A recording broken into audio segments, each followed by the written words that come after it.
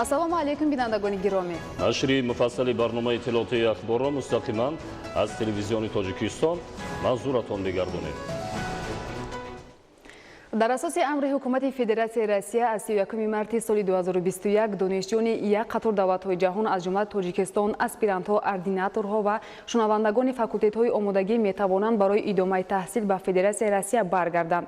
Рӯйхати давлатҳо барои вуруди донишҷӯёни хориҷӣ ба Россия ки аз ҷониби ситоди фаврӣ оид ба пешгирии пахшшавии сурати нави коронавирус дар Россия мунтазам таҷдид карда мешавад. Аз тарафи донишгоҳҳо ба донишҷӯён аз ҷумла тавассути кабинетҳои инфиродӣ дар вебсайтҳои донишгоҳҳо инчунин тавассути саҳифаҳои расмӣ дар шабакаҳои иҷтимоӣ ва паёмрасонҳо пешниҳод карда мешавад. Айни замон аз ҷониби Вазорати Маориф ва илми Россия феҳристи муассисаҳои давлатии таълимӣ ташкил дода шудааст ки донишҷӯёни хориҷӣ ҳанӯз ба Федератсияи Россия дохил нашударо метавонанд қабул намоянд. Донишгоҳҳое ки ба қабули донишҷӯёни хориҷӣ омодаанд аллакай бо портали хизматрасонии давлатӣ барои тартиб додани рӯйхати донишҷӯён мутобиқи фармони рақами 635 кор мекунанд. Ин портал ба донишҷӯён имкон медиҳад ки аз гузаргоҳҳои ҳавоӣ ва заминии сарҳадҳои кишварҳои аллакай кушода истифода баранд ва вуруди онҳо ба қаламрави Россия бемушкилӣ сурат гирад. Барои ворид шудани донишҷӯёни хориҷӣ ба Россия як қатори қоидаҳо муайян карда шудааст ки иҷроишаш барои ҳар донишҷӯе ба ин кишвар сафар мекарда ҳатмист. Пеш аз вуруд ба Россия донишҷӯёни хориҷӣ бояд донишгоҳро тавассути поштаи электронӣ на камтар аз 10 рӯз пеш аз санаи убури марз огоҳ кунанд. Пас аз фиристодани мактуб ба ҳар донишҷӯ дар бораи иҷозати вуруд ба қаламрави Россия тавассути поштаи электронӣ маълумот фиристода мешавад. Донишҷӯ бояд на камтар аз 3 рӯзи тақвимӣ пеш аз вуруд ба Россия аз озмоиши COVID-19 гузарад ва агар натиҷа манфӣ бошад метавонад дар кишвари худ ҳуҷҷати дахлдорро бо забони русӣ ё англисӣ барои пешниҳод ба муассисаи дахлдори кишвари Россия гирад. Инчунин дар тӯли 72 соат пас аз вуруд ба қаламрави Россия донишҷӯёни хориҷӣ бояд аз озмоиши дуввуми COVID-19 гузаранд. То гирифтани натиҷаи санҷиш онҳо бояд дар ҷойи истиқомат дар ҳолати карантинӣ қарор дошта бошад ва реҷаи худмуҳофизатиро риоя конанд. Дар ин давра омӯзиш ба таври фосилавӣ сурат мегирад. Ба донишҷӯёни хориҷӣ иҷоза дода нашудааст ки бидуни санҷиши дуюм дар шӯъбаи рӯзона таҳсил кунанд. Агар дар давраи карантин дар манзили истиқомати худ донишҷӯёни хориҷие ки ба Россия меоянд аввалин нишонаҳои бемории шадиди роҳи нафас, таб, дарди гулу, бинӣ ва сулфаро пайдо кунанд, бояд фавран дар ин бора донишгоҳро огоҳ намоянд ва ба духтур муроҷиат кунанд. Дастурамали пай дар пай дар бораи он ки донишҷӯёни хориҷӣ, аспирантҳо, ординаторҳо, шунавандагони факултетҳои омодагӣ пеш аз вуруд ба Россия ва дар ҳафтаҳои аввали баъд аз он чӣ кор бояд кунанд, ба онҳо тавассути поштаи электронӣ фиристода шуда, ҳамзамон дар сомонаҳои донишгоҳҳо ва саҳифаҳои онҳо дар шабакаҳои иҷтимоӣ ҷойгир карда мешаванд. ҳамчунин Вазорати илм ва таҳсилоти олии Россия дархост намудааст ки шаҳрвандон метавонанд барои маълумоти бештар ва дарёфт намудани посух ба саволи иловагӣ ба Вазорати илм ва таҳсилоти олии Федератсияи Россия тавассути телефони ҷамъ 7 495 198 0000 ё поштаи электронии СК Минобр майлру муроҷиат намоянд. Инчунин шаҳрвандони Ҷумҳурии Тоҷикистон метавонанд барои дастрас намудани маълумоти иловагӣ тавассути телефонҳои 223 2359 22765 22130 ё суроғаи электронии mbb.edusip.tj ба маркази барномаҳои байналмилалӣ ва раёсати муносибатҳои байналмилалии Вазорати Маориф ва илми Ҷумҳурии Тоҷикистон муроҷиат намоянд. идомаи ахбор.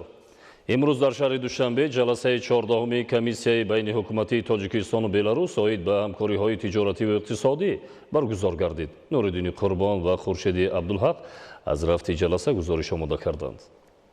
ҳамоиши навбатӣ бо баррасии муҳимтарин мавзӯъ ва масъалаҳои рушди муносибатҳои дуҷониба сурат гирифт ки дар ҷараёни он ҳамраисии роҳбарони ҳайатҳои комиссия аз ҷониби Тоҷикистон, вазири кишоварзии Ҷумҳурии Тоҷикистон ва аз тарафи Ҷумҳурии Беларус, вазири кишоварзӣ ва озуқавории Ҷумҳурии Беларус ва дигар намояндагони вазорату идораҳо, субъектҳои хоҷагидори ҷонибҳо иштирок намуданд. заминаи муносибатҳои дуҷониба ва бисёрҷонибаи Ҷумҳурии Тоҷикистон ва Ҷумҳурии Беларус дар асоси сиёсати пешгирифтаи сарони ду давлати бо ҳам дӯст асос ёфта сол ба сол марҳилаи нави рушдро касб карданд. дар рафти ҷаласа масъалаҳои муҳими ҳамкориҳои дуҷониба аз ҷумла дар соҳаҳои иқтисод ва савдо, сармоягузорӣ, саноат, нақлиёт, маориф ва илм, кишоварзӣ, энергетика, тандурустӣ, фарҳанг ва сайёҳӣ мавриди таҳлилу баррасии ҷонибҳо қарор дода шуданд. зимни ҷаласаи комиссия аз ҷониби ҳамраисон ба мақомоти давлатӣ ва субъектҳои хоҷагидории ду давлат барои тақвияти ҳамкориҳои мутақобилан судманд ва муҳайё намудани шароити мусоид барои афзоиши гардиши савдои дуҷониба дастуру супоришҳои мушаххас дода шуд. иттилоъ дода шуд ки гардиши савдои хориҷии тоҷикистону беларус дар соли 2020 бештар аз $54 миллион ташкил додааст. имрӯз дар ҷаласаи 14 комиссияи байниҳукуматӣ як қатор масъала матраҳ гарданд. аз ҷумла оид ба ҳамкорӣ дар самти кишоварзӣ, дар самти бозомӯзӣ, маориф, тандурустӣ ва қисмат сайёҳӣ доир гарданд. бо густариши ҳамкориҳои дуҷониба дар соли 2020 ҳаҷми гардиши савдои хориҷӣ байни ҷумҳурии тоҷикистон бо ҷумҳурии беларусия $54.4 миллион Иёлоти Муттаҳидаи Амрикоро ташкил намуд, ки нисбат ба соли 2019 қариб ки $25.9 миллион има зиёд мебошад. ва ҳиссаи маҳсулотҳои содироте ки аз ҷумҳурии мо ба ҷумҳурии беларусия содирот мегарданд дар соли 2020 $2.1 миллион Иёлоти Муттаҳидаи Амрикоро ташкил намуд ва дар 2 моҳи соли 2021 бошад ба 4,8 млн баробар гардид, ки ин хеле ҳам натиҷаи бузург мебошад. дар рафти мулоқот ҷонибҳо бо баррасии масъалаи таҳкими ҳамкориҳо дар самти ҷалби сармоягузориҳои мутақобила, омодасозии кадрҳо дар соҳаи кишоварзӣ ва дар ин замина тақвияти ҳамкориҳои судманд барои татбиқи лоиҳаҳои наву муштараки илмӣ техникӣ ҳавасмандии хешро баён доштанд. дар фарҷоми кори ҷаласаи комиссияи мазкур протоколи ҷаласаи 14-уми комиссияи байниҳукуматии Тоҷикистону Беларус оид ба ҳамкориҳои тиҷоративу иқтисодӣ аз ҷониби ҳамраисии роҳбарони ҳайъатҳои комиссияи дуҷониба ба имзо расонда шуд. Нуриддини Қурбон, Хуршеди Ҳусейн, Фирӯзи Мусо барои барномаи ахбор. дар доираи муносибатҳои дӯстонаи ҳукумати ҷумҳурии тоҷикистон бо ҷумҳурии беларус намояндагони соҳаи кишоварзии ин кишвар бо фаъолияти ҷамъияти саҳомии пӯшидаи комбинати шири душанбе шинос шуданд. гузориш дар ин хусус. ҳайати меҳмонон аз ҷумҳурии беларус дар корхонаи истеҳсолии ҷамъияти саҳомии пӯшидаи комбинати шири душанбе ки фаъолияти он дар асоси дастгириҳои ҳукумати ҷумҳурии тоҷикистон сол то сол рушд меёбад, нахуст ба кор дар коргоҳи коркарди шир аз наздик шинос шуданд. зикр гардид ки комбинат яке аз бузургтарин корхонаҳои истеҳсолкунандаи маҳсулоти ширии ҷумҳурии тоҷикистон ба ҳисоб меравад. айни замон дар ин ҷо дар якбаст 65 тонна шир бо сифати баланд коркар карда шуда, зиёда аз 83 номгӯи маҳсулоти тайёр истеҳсол карда мешавад. меҳмонон бо маҳсулоти сифатбаланди корхона шинос шуда, назари худро чунин баён карданд. Мы прошли по Душанбийскому молочному комбинату, высоко оценили их стандарты качества. Продукция очень хорошая, конкурентоспособная. Все очень вкусно. соли 2014 дар комбинат коргоҳҳои истеҳсоли маҳсулоти кӯдакона, истеҳсоли панирҳо ва равғани маска, инчунин коргоҳи зарфҳои якбор истифодашаванда ба роҳ монда шуданд, ки бо дастгоҳҳои замонавии технологӣ муҷаҳҳаз гардиданд. ба ҳайати меҳмонон аз ҷумҳурии беларус иттилоъ дода шуд, ки ин дастгоҳҳои гаронбаҳо аз Федератсияи Россия, Маҷористон ва Ҷумҳурии Федералии Олмон харидорӣ шуда мавриди истифода қарор доранд. бо дастгирии ҳукумати ҷумҳурии Тоҷикистон дар заминаи рушди истеҳсоли ватанӣ ва тавлиди маҳсулоти ивазкунандаи воридот, айни ҳол тавассути ин дастгоҳҳо 45 номгӯи маҳсулоти ширӣ, аз он ҷумла қаймоқ, сметана, ҷурғот, кефир, кефири мевагӣ, дуғ, чака ва биокефир истеҳсол мекунанд. ҳамчунин барои қонеъ намудани талаботи бозори истеъмолӣ дар корхона 22 номгӯи панирҳо ва равғани маска, аз он ҷумла панирҳои Сомониён, Душанбе, Шоҳона, якчанд намуди равғани маска, 16 намуд маҳсулоти кӯдакона бо истифода аз меваҳои тару тозаи ватанӣ бо сифати баланд истеҳсол карда мешаванд. инчунин ҳайати меҳмонон бо шароиту имкониятҳои озмоишгоҳҳои корхона, ки мутобиқ ба талаботи замон сохта шудааст, шинос шуданд. Очень удивило то, что для такого небольшого количества перерабатываемого сырья вы делаете очень большой ассортимент продукции. Конечно, очень много всего механизированного труда, но видно, что прям с душой. Вот. Очень большой ассортимент продукции, много чего вот у нас в Беларуси нету, очень много понравилось. Каймат, например. Вот такого у нас нету, хочется, чтобы было. Вот. Так что желаем вам большого процветания, чтобы сырья было у вас больше, возможно, мы вам из Беларуси можем с этим помочь. Вот. И всего вам наилучшего. ба таъкиди мутахассисон дар истеҳсолот танҳо шири табиӣ аз он ҷумла аз фермаҳои чорводории корхона истифода мешавад. ёдовар мешавем ки ба комбинат дар солҳои 2012-2019 дар асоси имтиёзу сабукиҳои андозиву гумрукӣ чорвои гуногуни хушзод барои ҷамъиятҳои дорои масъулияти маҳдуди саодати ноҳияи рӯдакӣ ва саодати ноҳияи хуросон ворид карда шуд. маҳсулнокии говҳои зотӣ 9000 литр дар як сол буда аз шароити мусоиди тоҷикистон барои парвариши ин намуди зоти чорво гувоҳӣ медиҳад. идомаи ахбор. таҳлилҳо нишон медиҳанд ки вазъи тағйирёбандаи ҷаҳон ва ҷуғрофияи нооромиҳо ба тартибу низоми давлатҳо, минтақа ва ҷаҳон таъсир мегузорад. истифодаи ноогоҳона ва бепарвонанаи шабакаҳои иҷтимоӣ метавонад ба амалҳои номатлуб, ҷинояткорӣ, ифротгароӣ ва нооромии ҷомеа оварда расонад. маълумоти бештар дар гузориши Зульфия Раҳимзода.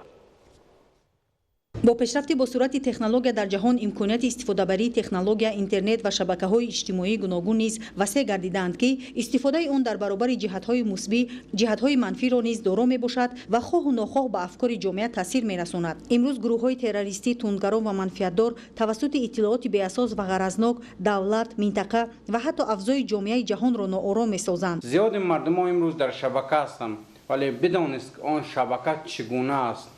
махсусан имрӯз шабакаҳои иҷтимоӣ ҷаҳонро аслан дунёи имрӯзаро тавассути иттилоот ноором карда истоданд. махсусан имрӯз барои мову шумо дар шабакаи фейсбук, дар шабакаҳои дигар дӯстӣ пешниҳод мекунанд. мо онро намешиносем, қабул мекунем, баъди чанде мефаҳмем ки дер кардем. дар шинохти ин хеле инсонҳо онҳо тамоми роҳро имрӯз кӯшиш мекунанд ва то аз кишварҳои гуногун ҳастанд. таҳлилҳо нишон доданд ки дар замони муосир аз хурд то бузург технология ва шабакаҳои иҷтимоиро истифода менамояд, вале на ҳама аз чигунагии шабака, мақсаду ҳадафҳои ниҳоии он воқифанд. аксари абарқудратҳо ва гурӯҳҳои террористӣ бо истифодаи технологияи иттилоотӣ фазои ҷаҳонро дигар карда ба шуури афкори ҷомеа ақидаҳои худро бо роҳҳои гуногун ҷо менамоянд. онҳое ки мехоҳанд кишвари моро ноором кунанд, онҳое мехоҳанд ба кишвари мо таҳдидҳо кунанд ва махсусан аз гурӯҳҳои махсусе аз беруни кишвар ҳастанд. онҳо зодагони кишварато ҳастанд. онҳое ки дирӯз дар ин кишвар буданд, нону намак ин давлатро хӯрданд, ба воя расиданд, дар мактаб ин калон шуданд, вале имрӯз дар сангаре нишастам нисбати давлати мо таҳқиротҳо мегӯянд. андеша меронам ва фикр мекунам оё онҳо қудрати аз ин беҳтар зиндагиро барои мо фароҳам оварда метавонанд? албатта не. чунки сиёсати пешгирифтаи имрӯзаи бевоситаи пешвои миллат ҷаҳон эътироф мекунад, дунё онро дарк мекунад ва кишварҳои ҷаҳон ҳатто аз сулҳи офаридаи тоҷикон имрӯз меомӯзанд. онҳо мехоҳанд ки ба кишвари онҳо сулҳи бочунин роҳ баргардад. ин ба осонӣ набуд. ин ҳатто замони хеле мушкиле буд ва таҳдидҳое ки барои миллат буд дарк карда будем. мо бояд имрӯз махсусан ҷавонон зиракии сиёсиро аз даст надиҳанд ва ин сулҳи оромии моро набояд касе халалдор кунад. аслан шабакаҳои иҷтимоӣ бояд барои мукотиба, дӯстӣ, гирифтани иттилои тоза, маводҳои илмӣ истифода шавад. имрӯз бояд бо ақли солим дарк намуд ки сулҳи пойдори Тоҷикистон ба осонӣ ба даст наомадааст ва танҳо бо андешаи солим ва фаъолияти содиқона мо метавонем ҳамчун як нерӯи тавоно мақсадҳои неки худро ба хотири ободию шукуфоии ватани азиз иҷро намоем ва зиндагии хубу осуда ва шоистаро дар фазои ҳамдиливу ҳамбастагӣ дошта бошем. Зульфия Раҳимзода, Меҳрӯзи Ҷумъа, Фирӯзи Мусо, Ахбор. дар ҷумҳурии тоҷикистон даъвати ҷавонон ба сафи қувваҳои мусаллаҳ идома дорад. ҷавонони ватандӯсти вилояти Суғд омодагии худро барои хизмати ҳарбӣ баён дошта ба таври ихтиёрӣ барои хизмат ба ватан модар ҳозир шуда. гузориш дар ин хусус.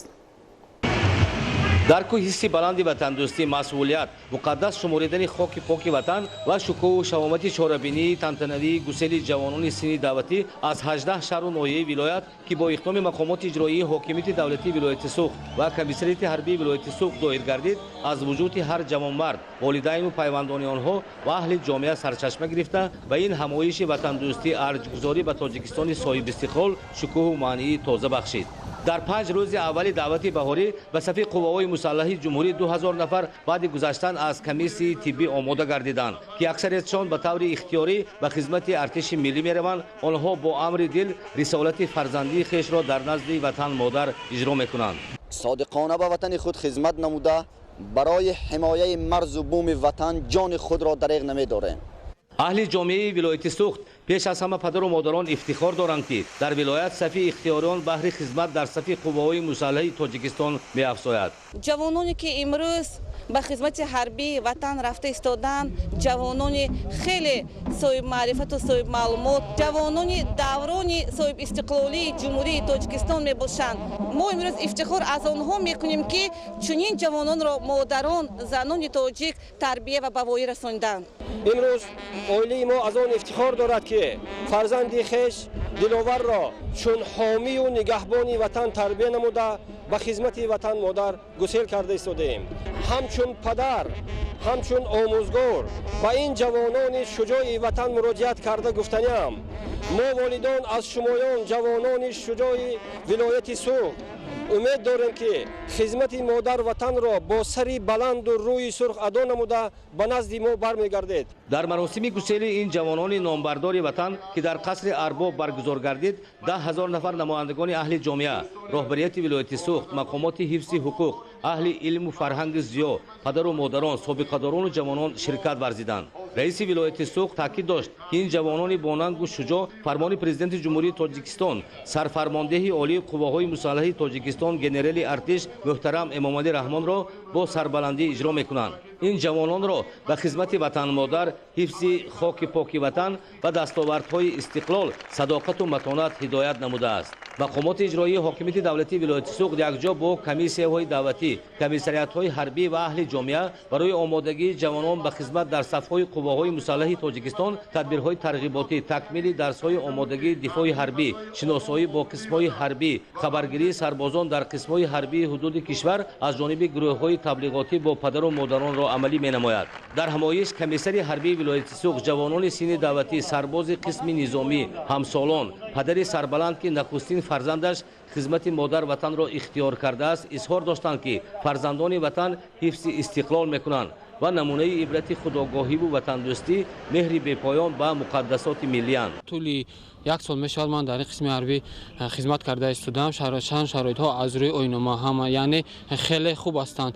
مثال جای درس خوانی، خورد و خوراک، جای خواب، میدانچه ورزشی، میدانچه های کمپلکسی دسانتی برای تیاری تکمیل دهی جسم جانی میباشد. قوه‌های مسلح جمهوری تاجیکستان خیلی پیشرفته است و ما باید این مرز بوم کشور خویش را صادقانه و با جسارت حفظ نماییم.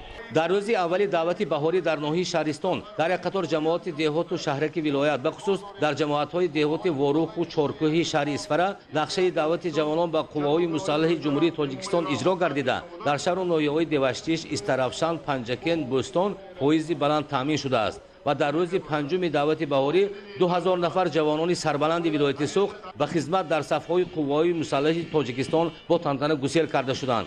این نتیجه عملی گردیدن سلسله تدبیرهای آمادگی، تقویت و شفافیت کار کمیسی‌های دعوتی و تکمیل کار ساختارهای مقامات دولتی محلی یکجای با اهل جامعه میباشد. در بین جوانان سین دعوتی ختم کردگان مؤسسه‌های عالی و میانه کسبی زیادند که برابر صاحب اختصاص بودن دانش و مهارت بلند دارند. بنا به خلاصه کمیسی حربی طبی جوانان سالم و بردم به خدمت ارتش ملی میروند. در چاره‌بینی گسیل جوانان افاده یافت که این جوانان غیور و سربلند خدمت به وطن را شرف می‌شمارند. خدمت حربی مکتب آب و تاب حیات است و جوانان از آن درس حیات، متانت و جسارت می‌آموزند. ارتش ملی بهر با اعتماد وطن است. گسیل جوانان غیور و وطنپرور از صحن قصر ارباب به سمت میدانی به نام اکادمیک باباجان غفوروی شهرک غفوروف در فضای باز هم پرشکوه جریان گرفت. این جوانان غیور و باننگ و دلیر با افتخار و سربلندی پدران و اهدای مهر مادران برای ادای قرض فرزندی گسیل کرده شدند. اهل جامعه ولایت سوخت افتخار از آن دارند که ارتش ملی سپر توانا و کفیل آسودگی و امنیت تاجیکستان صاحب استقلال می باشد. روزانی رحمان، الیاس باباجان، ولایت سوخت اخبار. جوانان با کمال افتخار و ننگ و ناموس وطنداری آماده خدمت به وطن هستند و درک میکنند که حمایه مرز و بوم قرض فرزندی و مایه افتخاری هر یک جوانمرد میباشد. شهر راغون نقشه دعوت بهاری جوانان را به صف قواهای مسلح اجرا نمود. گزارش خبرنگاران ما. شهر راغون نقشه دعوت بهاری جوانان به صف قواهای مسلح جمهوری تاجیکستان را اجرا نمود. از کل دعوت شوندگان برای خدمت در صف قواهای مسلح اکثریت آنها اختیاری بهره ادای خدمت و کمیسریت حربی شهر حاضر شدند که این بی‌سابقه ترین نشانداد در چند سال اخیر می باشد. با شکرگزاری از دوران صاحب استقلالی و فضای آسایشته کشور در شهر راغون روز دعوت شونده با شکوه و فرهمندی خاص برگزار گردید. سراول دعوت شدگان و جوانان فعالان شهر با شعار و نوشته‌های ترنم کننده محبت به وطن و تشکیل دهنده احساس وطنداری در مرکز شهر راهپیمایی نمودند.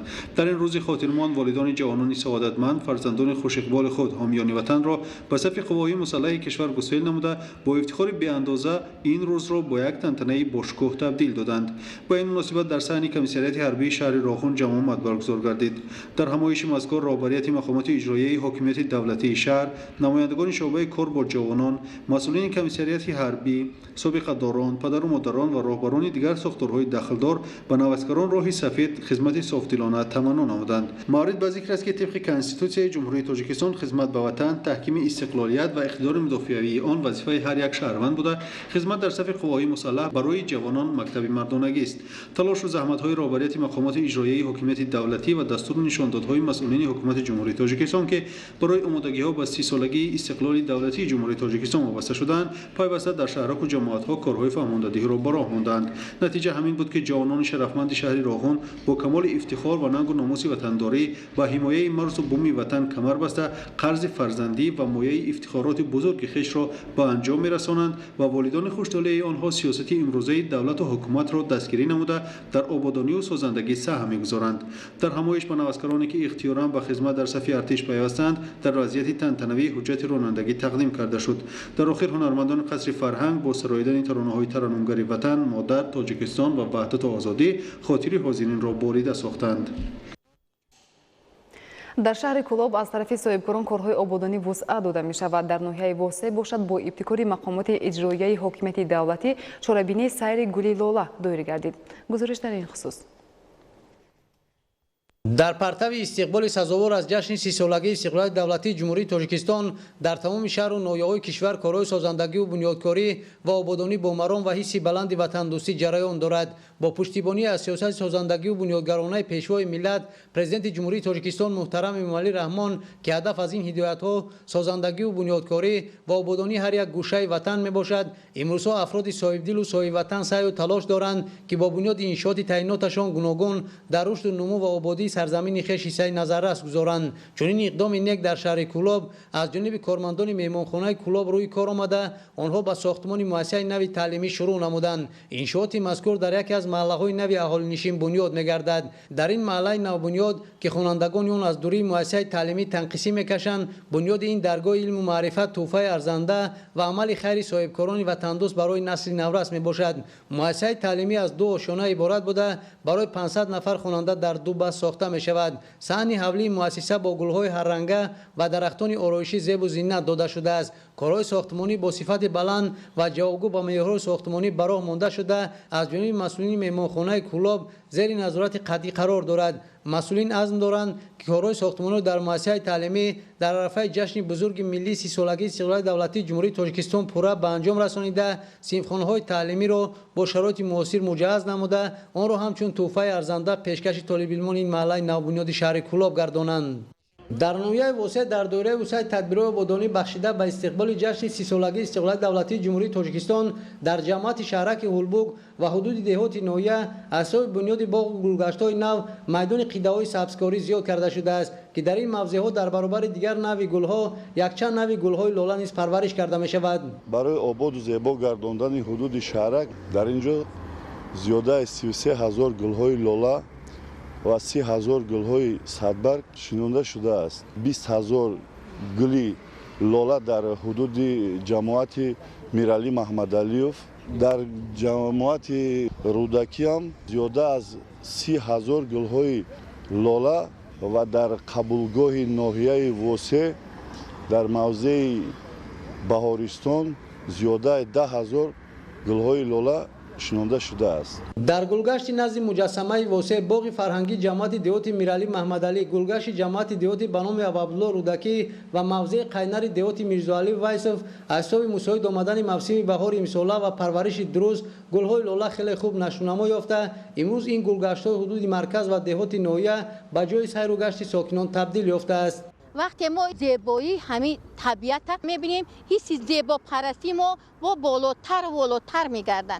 با مقصد تحکیم ایسی زیبایی پرستی و وسعت چنین تدبیرهای آبادانی در ناحیه واسع با ابتکار مقامات اجرایی حکومت دولتی چهاربینی سری گل لاله تشکیل کرده شد. چهاربینی مذکور برای رشد گلپروری، طبیعت دوستی و رعایت سنت‌های نیک نیاگان از نو احیا گردیده از جریان این تدبیر نتیجه گیری کرده می شود. در گلگشت نزد مجسمه واسع در جماعت شهرک هولبوگ یکچند نوع گل لاله با دیزاین خاص پرورش کرده شده است که این موضع در شفت شهرهای اساسی حدود ناحیه حتی شامگاه‌ها نیز با کارهای چراغانکنی زیبایی خاصه پیدا نموده است. مقامات اجرایی حکومت دولتی ناحیه وسیع اقدام گرفتند که آینده میدان چنین قیده‌های سبزکاری را برای زینت تازه کسب نمودن سیمای ناحیه و سیر و گشت ساکنان و مهمانان زیاد نموده در این زمینه حس طبیعت دوستی و زیبایی پرستی را باز هم تحکیم بخشند. در دوره تطبیق تدبیراندیشی‌های آبادانی و بنیادکاری به استقبال جشن 30 سالگی استقلال دولتی در ناحیه تیمورملیک ولایت ختلان، بنیاد و نوسازی 270 انشاءات خرد و بزرگ گوناگون تعیینات پیش بینی شده بود. تا امروز از این شماره 170 انشاءات مورد بهره برداری قرار داده شده است. در بنیاد و نوسازی انشاءات مذکور در برابر مقامات اجرایی حاکمیت دولتی همچنین صاحبکاران وطن دوست و اشخاص سخاوت پیشه اینچنین خود اهالی نیز جلب کرده شدند. گزارش گلچهره ستار. برکت دوران صاحب استقلالی است که تاجیکستان عزیز ما رو به رشد نهاده در ساحه‌های گوناگون تدبیرهای آبادانی و سازندگی و تحکیم انفراساختار تقویت می‌یابد. امروزها در همه شهر و ناحیه‌های مملکت آمادگی‌ها به 30مین سالگرد استقلال دولتی جریان دارند که در پی خود سازندگی و بنیادکاری را به مژده می‌آورد. در ناحیه تیمورملیک ولایت ختلان نیز آبادکاری ها با مرام ادامه دارند. تا امروز یک زمره انشاءات جشنی ساخته مورد بهره برداری قرار گرفته، در دیگر انشاءات کارهای ساختمانی جریان میگیرند. در مجموع در ناحیه طبق نقشه به استقبال این جشن عمومی ملی 270 انشاءات خرد و بزرگ گوناگون تعیینات پیش بینی شده بود. تا امروز از این انشاءات 170 انشاءات ساخته به استفاده داده شده است. توزیع ساختمان‌ها با مرام رفته ایستادند. تا جشن سالگی استقلالیت 100 انشاءات باقی مانده را ساخته با صفت بلند به استفاده می‌دیم.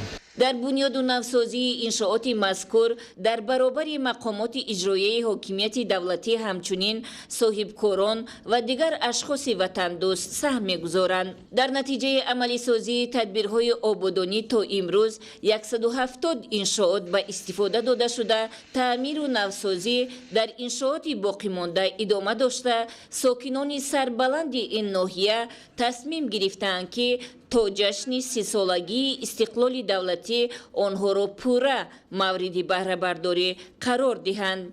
طبق نقشه چهاربینی مقامات اجرایی حکومت دولتی ناحیه زیاده از 270 انشاءات به نظر گرفته شده است و در 7 جماعت‌های شهرک و دهات ناحیه علاقه این انشاءات 170 عددش مورد استفاده قرار گرفتند و در این زمینه انشاءات‌های مهمی ساحه اجتماعی، مکتب‌ها، تالارها، میدانچه‌های ورزشی، بنگاه‌های طبی و اینجا همین صاحبکاران محلی نیز به نهایت خوب به نظر می‌رسند. иншооти гуногун таъиноте ки тибқи нақша дар ноҳия амалӣ карда мешавад ба беҳсозии кору хизматрасонӣ ба аҳолӣ ва тақвияти иқтидори истеҳсоливу таҳкими шароити хуби зиндагӣ ба аҳолӣ нигаронида шудааст. ҳамчунин дар бунёду навсозии иншооти мазкур иқдомҳои дастҷамъонаи аҳолӣ низ амалӣ карда мешаванд.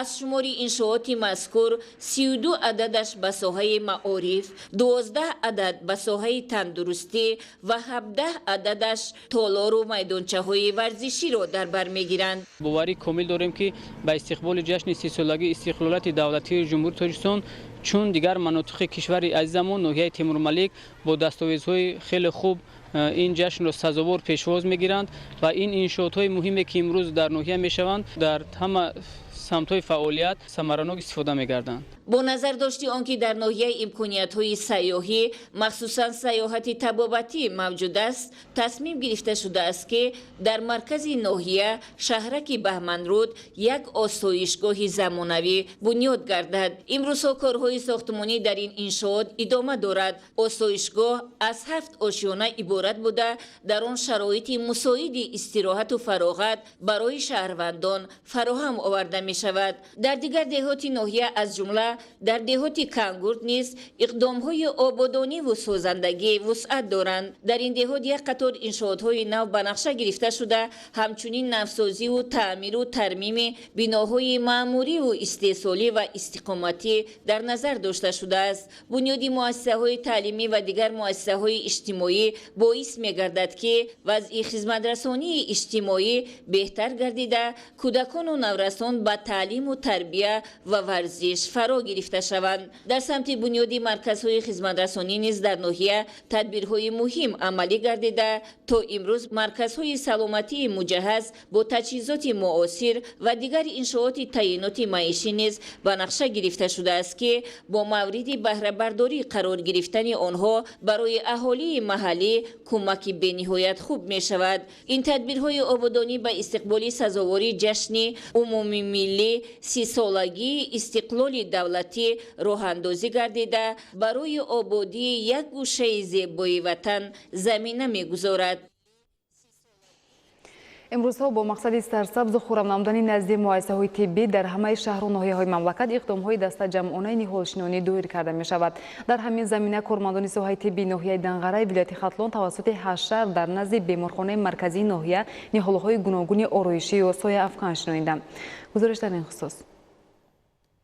дар доираи корҳои ободониву бунёдкорӣ ва тозаву озода нигоҳ доштани муассисаҳои тандурустии мамлакат ва инчунин шинонидани ниҳолҳои ороишиву сояафкан дар боғу гулгаштҳои муассисаҳо маъракаи шанбегӣ ва ё рӯзи ободонӣ чун дар дигар вазорати идораҳо дар муассисаҳои тандурустии саросари мамлакат низ идома дорад. имрӯзҳо ходимони соҳаи тандурустии кишвар дар баробари таъмини сатҳи саломатии омма, инчунин дар ободонии диёр, ҳифзи табиат ва бо шинонидани дарахтони ороишиву сояафкан ва оростани гулгаштҳо дар таъмини ҳавои беғубор ба ҷомеа нақши боризеро касб менамоянд. ҳамин аст ки санаи 3 апрели соли равон дар беморхонаи марказии ноҳияи Данғараи вилояти Хатлон бо иштироки доираи васеъи кормандони муассисаҳои тиббии ноҳия шанбегӣ ва ё рӯзи ободонӣ барои рушди минтақа баргузор гардид.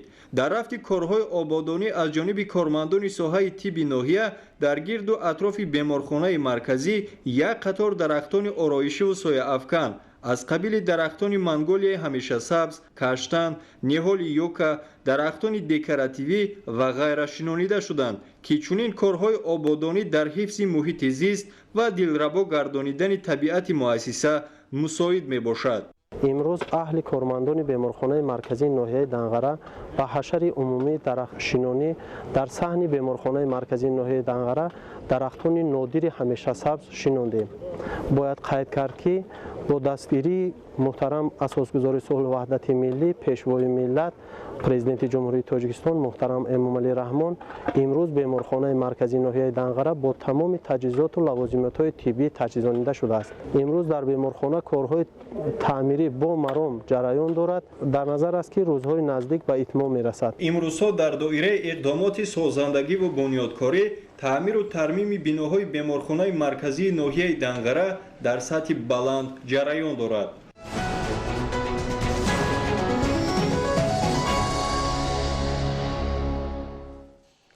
истифодаи маводи нашоовар ҳамарӯза дар ҷаҳон ҳазорҳо нафарро хонавайрон ва умри садҳо ҷавонро аз байн мебарад.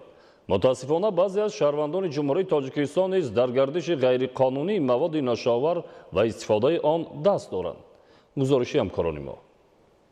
санаи 7 марти соли ҷорӣ аз ҷониби кормандони раёсати агентии назорати маводи нашъовари назди президенти ҷумҳурии Тоҷикистон дар вилояти Мухтори Кӯҳистони Бадахшон ҳангоми гузарондани чорабиниҳои оперативии ҷустуҷӯӣ дар ҳудуди ноҳияи Ишкошим шаҳрванд Мирзоев Маҳмуд Шодмонбекович соли таваллудаш 8 сентябри 1982 зода ва истиқоматкунандаи ноҳияи Ишкошим ҷамоати деҳоти Азамиров деҳаи даштро бо гумони даст доштан бо қочоқи маводи нашъадор дастгир намуданд. ҳангоми аз назаргузаронии шахсӣ аз борхалтаи полиэтилении рангаш сафед ки ба ном бурда тааллуқ дошт 49 адад бастаҳои селофани скотчпечи дар дохилашон маводи бӯйи махсус дошта дарёфт карда шуд. ташхис муайян намуд ки маводҳои мусодирашуда навъи нашъовари ҳашиш буда вазни холиси он 47 килограмму 305 граммро ташкил дод. дар рафти тафтишот муайян карда шуд ки Мирзоев Маҳмуд бо маслиҳати пешакӣ бо шаҳрванди ҷумҳурии исломии Афғонистон шахсияташ ба тафтишот номаълум бо номи Файз ва тахаллуси муаллим миқдори махсусан калони воситаҳои нашъадорро ғайриқонунӣ бо мақсади ба соҳибияти каси дигар додан ба даст овардааст. амали ношоистаи Мирзоев Маҳмуд Шодмонбекович аз чашми кормандони агентӣ дур намонда номбурда бо ҷурми қочоқ ва муомилоти маводи нашъадор ба миқдори махсусан калон дастгир карда шуд ки айни ҳол нисбати ӯ бо моддаи 200 қисми 4 банди д ва 289 қисми 3 кодекси ҷиноятии ҷумҳурии Тоҷикистон парвандаи ҷиноятӣ оғоз карда шуд. вақте рафтан ки мо бинам рафтам дидам ҳама чизора ки бинам ҳама маводора дар вақте дидан онора کارکنای ضد مواد مخدر ما را دستگیر کردند. در وقت گذراندن حرکت‌های تفتیشاتی معلوم کرده شد که از حالت دست به خارج فروش غیر قانونی مواد نشوار دست داشتن میرزای محمود شادمانبکوویچ شهروندان جمهوری تاجیکستان مطالبکov اعظم عقیزابکوویچ و عنایتبکov سهراب رستمبکوویچ خبردار بوده اما با مقامات دولتی خبردار نکردند. من از ترس با مقامات حفظ حقوق ولایت زنگ نزدم و از کرده خود پشیمانم. وابسته به این جنایت نسبت شهروندان ناحیه اشکاشیم اوتالبکov اعظم عقیزبکوویچ استقامت کننده جماعت دهات ازامیرов دههای دشت و عنایتبکov سهراب رستمبکوویچ استقامت کننده جماعت دهات ازامیرов دههای اندراب که از کردار صادر نموده شهروند میرزایف محمود اوید به خرید و فروش مواد نشعه‌دار آگاه بودند و به مقامات حفظ حقوق خبر ندادند مطابق ماده 347 قسم 1 کودکس جنایتی جمهوری تاجیکستان یعنی خبر ندادن درباره جنایت و پنهان داشتن آن نسبت آنها پرونده جنایتی آغاز گردیده چاره پیشگیری در نمود حبس تطبیق کرده شده تفتیشات پیشکی ادامه دارد.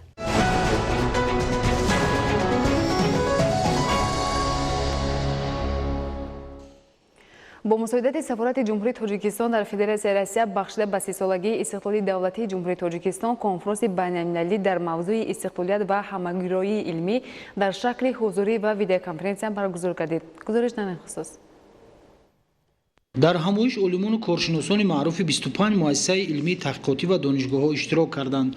сафири фавқулода ва мухтори ҷумҳурии тоҷикистон дар федератсияи россия имомиддин сатторов бо таъкид ба арзишмандии истиқлоли давлатӣ барои мардуми тоҷик қайд намуд ки тоҷикистон дар як муддати кӯтоҳи таърихӣ барои ташаккули ҷомеаи муосири демократӣ ва дунявӣ заминаи мустаҳкам гузошта дар татбиқи дигаргуниҳои иҷтимоиву иқтисодӣ фароҳамсозии шароити муносиб барои рушди устувори минбаъда баландбардоштани сатҳи некуаҳволии мардум ва дастрасӣ доштани ҷавонон ба маълумоти олии босифат чӣ дар дохил ва чӣ берун аз кишвар ба муваффақиятҳои беназир ноил гардид. дар ин замина зарурати тақвияти ҳамкорӣ ва ҳамгироии байналмилалии илмӣ ҷиҳати рушди босуръати технологияҳои рақамӣ ва коммуникатсионӣ инчунин фаъолияти фарогири кормандони илмӣ ки боиси дастрасии бештари натиҷаҳои таҳқиқот ва коркардҳо ба ҷаҳониён пайдоиши шаклҳо ва намудҳои нави ҳамкорӣ дар соҳаҳои илмӣ технология ва фановарӣ мегардад таъкид шуд. дар ин робита пешниҳод карда шуд ки имконияти баргузории маҷмӯи чорабиниҳои муштарак оид ба ҳамкорӣ дар соҳаҳои гуногуни илмӣ, технология ва инноватсия бо мақсади табодули таҷриба ва андохтани донишҳои нав, рушди технологияҳо, инчунин такмил ва истеҳсоли маҳсулот аз самараи фаъолияти зеҳнӣ барои эҳтиёҷоти миллӣ ё фурӯш дар бозори ҷаҳонӣ мавриди баррасӣ қарор гирад. Маҳмадалӣ Сафар, Хуршед Саид Аҳмад аз шаҳри Москваи Федератсияи Россия барои барномаи ахбор.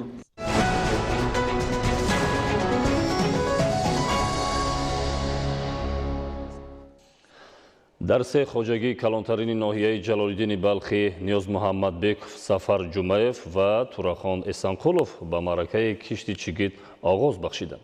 ҳамчунин кормандони филиали Институти зироаткорӣ дар шаҳри Бохтар маъракаи кишти чигитро оғоз намуда, мақсад доранд ки имсол дар майдони 80 гектар навъҳои баландсифати чигитро ба роҳ монанд. гузориши Худойдоди Раҷаб ва Искандари Саид дар ин хусус. шуғули асосии сокинон бахсус деҳқонону хоҷагидорони ноҳияи Ҷалолиддини Балхӣ пахтакорӣ буда, ҳамасола майдони беши заминҳои киштро пунбадона ташкил медиҳад. аҳли заҳмати хоҷагии тухмипарварӣ ба номи Ниёз Маҳмадбеков бо омӯзиши кори самти пахтакорӣ ва тавсияу маслиҳатҳои олимони соҳа ин мавсим ният доранд ки дар майдони 920 гектар кишти 4 навъи тухмӣ ба минтақа мутобиқро гузаронанд. мо боварӣ дорем ки имсол баҳори хуб меояд, баҳори серфайзу баракат меояд. боварӣ комил дорем ки иҷрои нақшаи пахтаспориро бо сарбаландӣ иҷро менамояд хоҷагӣ. аслан самти асосии фаъолияти хоҷагии тухмипарварӣ ба номи Ниёз Маҳмадбеков истеҳсоли навъҳои гуногуни зироат, хусусан пахта буда, кишоварзон сол аз сол бо истифода аз тухмиҳои репродуксионӣ талош бар он менамоянд ки дигар хоҷагиҳоро бо тухмиҳои хушсифати серҳосил таъмин намоянд. имсол дар хоҷагии Сафар Ҷумаев 1200 гектар кишти пахта гузаронда мешавад. аз он ҷумла имрӯз аллакай мо кишти баҳориро сар кардем. ният дорем ки ҳар як гектар замин ҷода аз 35 сентнер ҳосил бироянем. навъ аз ҷумҳурии Ӯзбекистон, Туркия ва ватанӣ ворид карда шудааст. хоҷагии деҳқонии Турахон Эсанқулови ноҳия бошад, ҳамасола дар майдони 250 гектар кишти пунбадона гузаронида, хоҷагидорон дар таъмини дурнамои истеҳсолии солона аз аввалинҳо шуда саҳм мегузоранд.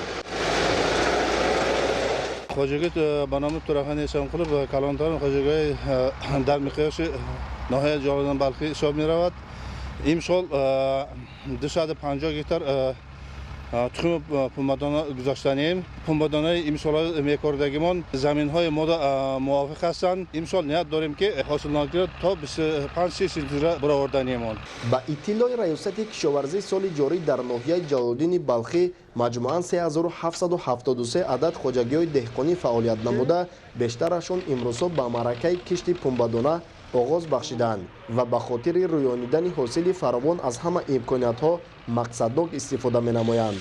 ҳамчунин кормандони филиали Институти зироаткории шаҳри Бохтар низ ба кишти чигит оғоз бахшиданд. бояд зикр намуд ки самти асосии филиали мазкур истеҳсоли тухмиҳои серҳосили зироатҳои гуногуни кишоварзӣ ба ҳисоб меравад. ҳамасола кормандони филиали мазкур баҳри муайян кардани ҳосилнокии тухмиҳои пахта ки дар минтақаи видояти Хатон мутобиқ аст, аз ҳама намуди он санҷишҳои илмӣ гузаронида, дар натиҷа аз тухмиҳои истифода менамоянд ки сифатан хуб ва ҳосилнокии баланд дошта бошад. пеш аз оғози кишт мо нами хока ҳарорати замина дида баромадем. нами хок 60-65 градус мебошад. барои кишти пахта мусоид аст. тибқи иттилоъ аҳли заҳмат аз 240 гектар замини обӣ дар ихтиёр доштаашон ҳар сол бо тавсияу корбарии олимону мутахассисони филиал дар майдони 80 гектар чигити тухмӣ кишт карда, аз ҳар гектари он на кам аз 30 сентинер ҳосил ба даст меоранд.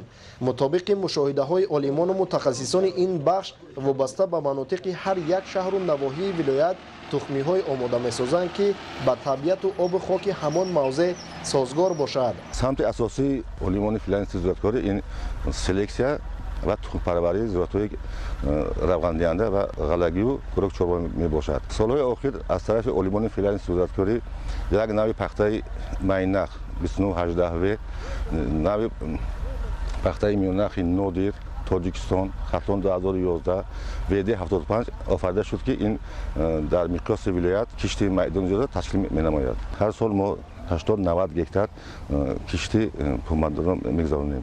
мавриди зикр аст ки таи фаъолияти чандсолаи худ олимону мутахассисони филиали институти зироаткорӣ дар шаҳри бохтар хоҷагиҳои пахтакори вилоятро ҳамасола бо тухмиҳои хушсифату серҳосил таъмин намуда дар натиҷа баҳри рушд бахшидани соҳа саҳми беназир мегузоранд.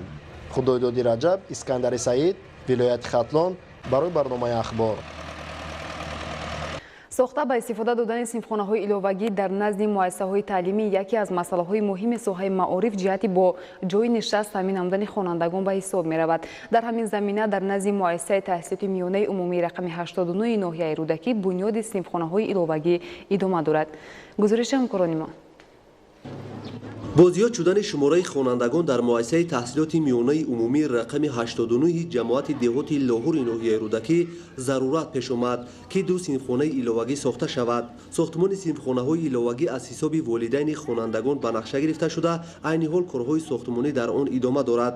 маврид ба зикр аст ки муассисаи мазкур аз 9 синфхона иборат буда, айни ҳол дар он 445 нафар хонанда ба таълим фаро гирифта мешавад. бояд ёдовар шуд ки хонандагони ин муассисаи таълимӣ дар олимпиадаҳои минтақавию ҷумҳуриявӣ ва инчунин мусобиқаҳои варзишӣ иштирок намуда сазовори медалу ифтихорномаҳо гардиданд.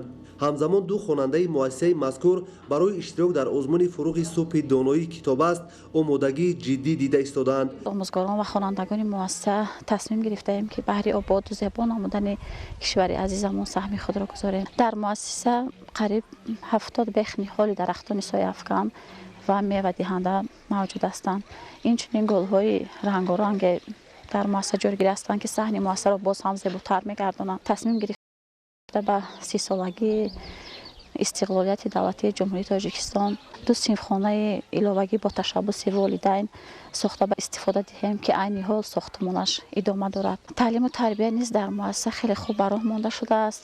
аз ҷумла хонандагон дар чорабиниҳо ва озмунҳои минтақавӣ фаъолона иштирок менамоянд.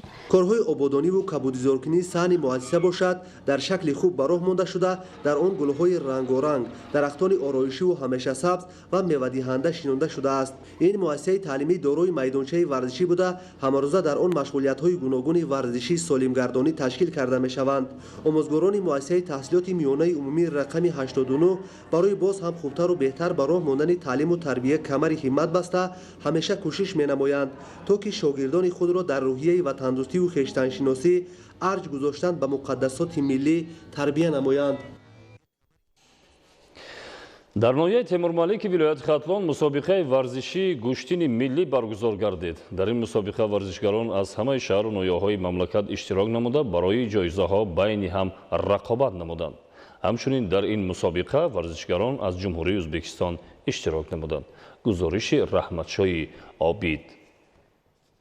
дар деҳаи чилчаи ҷамоати чилчаи ноҳияи Темурмалики вилояти Хатлон мусобиқаи бошукӯҳи варзиши миллӣ гӯштингирӣ баргузор гардид. дар мусобиқа маъруфтарин паҳлавонон аз вилояти мухтори Кӯстони Бадахшон, Сух, шаҳр ноҳияи Тоби Марказ, Водии Раст, шаҳри Душанбе, шаҳр ноҳияи вилояти Хатлони Тоҷикистон ва чанд нафар варзишгарон аз шаҳри Самарқанди ҷумҳурии Ӯзбекистон ки беш аз 200 нафарро ташкил мекарданд, дар ҳузури 20,000 мухлисон тӯли 8 соат бо ҳам зӯрозмоӣ карда ғолибон маълум шуданд. ман аз ноҳияи бахши Чарак Киров мебошам. устоди ман Ҳабибуллоев Наҷибулло мебошад. дар оянда мехоҳам ки чемпиони ҷаҳон шавам. ҳарчанд ки мусобиқаро наврасон оғоз карда бошад ҳам, аммо духтарон аз донишгоҳи тарбияи ҷисмонии Тоҷикистон бо ҳунари волои худ хотири мухлисонро болида гардонданд ва махсус раҳнамои Шоҳида Қаландарро аз донишгоҳи тарбияи ҷисмонии Тоҷикистон ки дар 6 вохӯрӣ муқобили мардон ғалаба кард, бо кафкубии мухлисон истиқбол карда шуда, аз тарафи соҳибкорони деҳаи Чилча ва дигар сарпарастон бо тӯҳфаҳои зиёди молиявӣ сарфароз гардонда шуданд. духтарон ба ман рақобат намекунанд, рақобат мекунам. ду ҳарифи худамро шикаст дода ва баъд аз чанд лаҳза боз ба бонувон нишон доданд ки воқеан ҳам дар намуди мардона мисли гӯштингирӣ низ беҳтарин мебошанд. байни наврасон касе ба намояндаи шаҳри Душанбе Сайрахим Раҳимов фарзанди зиндаёд Сайрумин Раҳимов баробар шуда натавонист. иштироки паҳлавони маъруфи кишвар Фирдавс Насимов, Шоҳрух Амирхонов аз шаҳри Қулоб, Хуршед Маҷидов, Саҷалу Саидов ҳарду машаи Душанбе, Машра Паҳлон аз ноҳияи Рӯдакӣ ва Шоҳида Халандарова аз донишгоҳи тарбияи ҷисмонӣ ба ин чорабинӣ ҳусни тоза бахшид. Дар қатори ҷоизаҳои мухталиф инчунин аз тарафи Кумитаи тадорукоти мусобиқа 2 автомошини сабукрав пешниҳод шуд. Барои шоҳҷоизаи мусобиқа паҳлвони номдори кишвар Шоҳрух Паҳлвон аз шаҳри Кӯлоб, Хуршед Паҳлвон аз шаҳри Душанбе, Фирдавс Паҳлвон аз шаҳри Кӯлоб, Машра Паҳлвон аз ноҳияи Рӯдакӣ ва Шариф Паҳлвон аз шаҳри Кӯлоб чандин соат бо ҳам кознӯӣ карданд, вале ин сабқа то мусови ҷанбат шуда ғолиб маълум нашуда бошад ҳам ба ҳамаи иштирокчиён тӯҳфаҳои тақдим гардид. Мусобиқаи гӯштини миллӣ гӯштингирӣ дар деҳаи чилчаи ноҳияи Теймурмалик бо қоидаи суннатӣ хело ҳам ҷолибу хотирмон сурат гирифта, бо ризояти комил байни доварон ва варзишгарон ба як ҷашни пуршукӯҳи варзишӣ табдил ёфт. Ин намудҳои варзиш ҷавононро ба хотири тавонои маънавии ҷисмонӣ аз овони хурдсолӣ барои иҷрои машқҳои гуногуни варзишӣ омода месохтанд, ки чунин анъанаи некинёгон то замони мо боқӣ мондааст.